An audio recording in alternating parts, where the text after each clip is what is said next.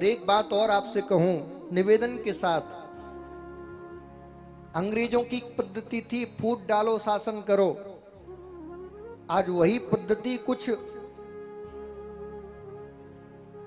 नेताएं भी अपना रहे हैं, कुछ समाज सुधारक अपने आप को कहते हैं वो भी अपना रहे हैं। पहले इन्होंने हिंदू मुसलमान में बांटा, जब उनको समझ में आ गया कि बोले अब इनसे काम नहीं चल रहा, अब हिंदू एक हो रहे हैं, हिंदुत्व का जागरण हो रहा है, चारों तरफ सनातन की बात हो रही है, तो उन्होंने सनातनियों को ही बांटना शुरू कर दिया। तुम दलित हो, तुम पिछड़े हो, तुम शूद्र हो, तुम ये हो, तुम वो हो, बांटना शुरू कर दिया। मैं आपसे निवेदन करना चाह रहा हूं, सुनिए जरा। यदि हमारे सनातन में छोटा बड़ा कोई होता तो बताओ, युवराज राम, महाराज राम, वो क्षत्रिय राम क्या सबरी के झूठी बेर खाता? बोलिए। यदि हमारे सनातन धर्म में छुआछूत होता तो वो राम क्या केवट को गले लगाते? या हमारे धर्म में छुआछूत होता तो कृष्ण उन ब्रजवासियों के घर जा जा के माखन खाते, चोरी करते? बोलिए, कभी नहीं करते।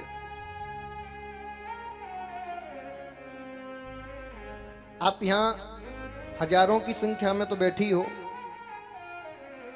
क्या जब आप कथा के पंडाल में अंदर घुसे थे तो आपसे पूछा गया था कि तुम्हारी जाति कौन सी है? बोलिए, क्या तुम्हारा धर्म पूछा गया था?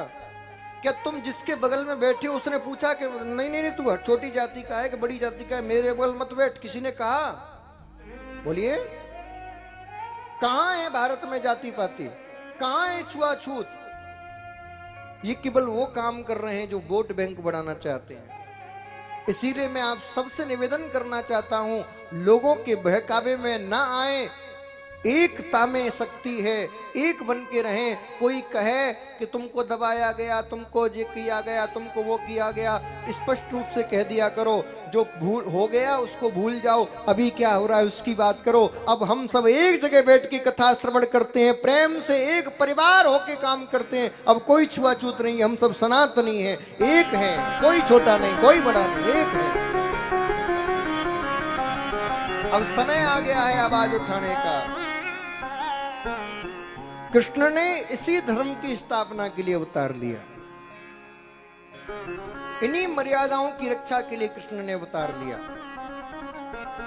भगवान ने घर घर जाके इसीलिए माखन खाया क्योंकि यदि वेद में, शास्त्र में, पुराण में कुछ लोग कुछ गलती कर भी देंगे, बदल भी देंगे, तो इन कहानियों की कथाओं के माध्यम से आप जान पाओगे कि भगवान घर घर जाके माखन खा रहे हैं। वो जाति और धर्म पूछ के माखन नहीं खा रहे, प्रत्येक के घर जाके खा रहे हैं।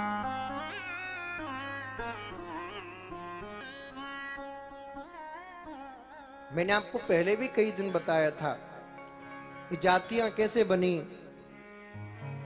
जो पांडित्य का काम करता था उसको पंडित कह दिया गया, जो लकड़ी का काम करता है उसको बढ़ई कह दिया गया, जो मिट्टी का काम करता है, मटके बनाने का काम करता है उसको कुम्हार कह दिया गया, जो तांबे के बर्तन बनाने का काम करता है उसको ताम्रकार कह दिया, जो सोने के बर्तन बनाने का काम करता है, सोने के आभूषण बनाना का काम करता है उसको सुनार कह दिया। अभी जाति थोड़ी है, जाति तो तुमने इनको मान लिया है, ये उपाधियां हैं। क्या है ये? जोर से कहिए। अब इसका उदाहरण समझाता हूं। जैसे किसी परिवार में से 3, 4, 5 बार लगातार कोई प्रधान बनता रहे। क्या बनता रहे? प्रधान। तो धीरे धीरे क्या होता है, उसके परिवार के छोटे छोटे बालकों को भी, छोटे छोटे बच्चों को भी, अरे प्रधान जी कहां जा रहे हो, कहते हैं ना। क्यों? क्योंकि लगातार उसके परिवार से प्रधान बनते आ रहे हैं। किसी के परिवार में लगातार 2-3 पीढ़ी से या 10-20 शिक्षक पैदा हो जाए तो क्या कहने, अरे मार साहब तुम तो पूरा परिवार ही, कई बार चिट्ठी में भी लिख के आ जाता है फलाने शिक्षक, नाम के पीछे। मुझे बताओ, जब आप किसी राजनेता को आमंत्रण देने जाते हो तो उसका नाम लिखते हो, नाम के पीछे क्या लिखते हो? उसका पद, प्रधान, विधायक, मंत्री लिखते हैं कि नहीं? अध्यक्ष लिखते हैं नाम के पीछे। वो जाति तो नहीं है, वो धर्म तो नहीं है, वो तुम्हारा कार्य है, पद है, उपाधि है। ठीक उसी प्रकार तुम जिनको जाति कहते हो वो कहां लिखी जाती है? नाम के आगे के पीछे। फलाना ताम्रकार, फलाना स्वर्णकार, फलाना ब्राह्मण कहां लिखा जाता है? नाम के पीछे।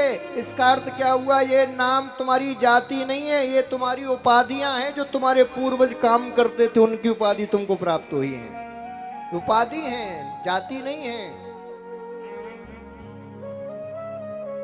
अब प्रश्न खड़ा होता है, बोले महाराज जी जब ये जातियां नहीं है, उपाधि हैं, तो विवाह के समय फिर क्यों देखी जाती हैं?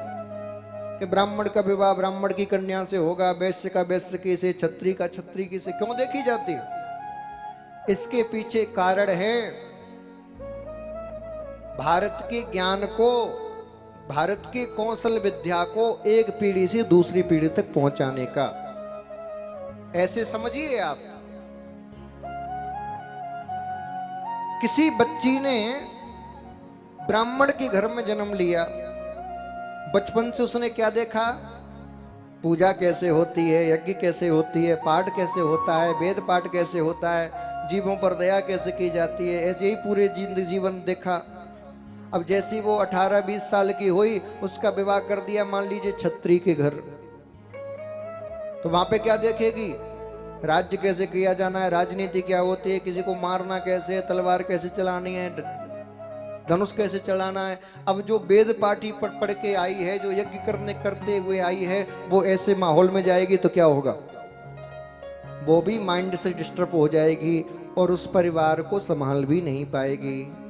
इसीलिए ये परंपराएं बनाई गई कि ब्राह्मण का ब्राह्मण से, क्षत्रिय का क्षत्रिय से, वैश्य का वैश्य से, शूद्र का शूद्र से। क्यों? क्योंकि दोनों के घर एक जैसा व्यापार हो रहा है, एक जैसा काम हो रहा है। जब एक ही जैसे व्यापार के बीच आदान प्रदान बच्चों बच्चियों का होगा तो किसी प्रकार की मानसिक विकृति बच्चों में नहीं आएगी। इसीलिए ये जाति पाति का ये भेद समाप्त किया गया, वर्ण के हिसाब से विवाह पद्धति लागू की गई।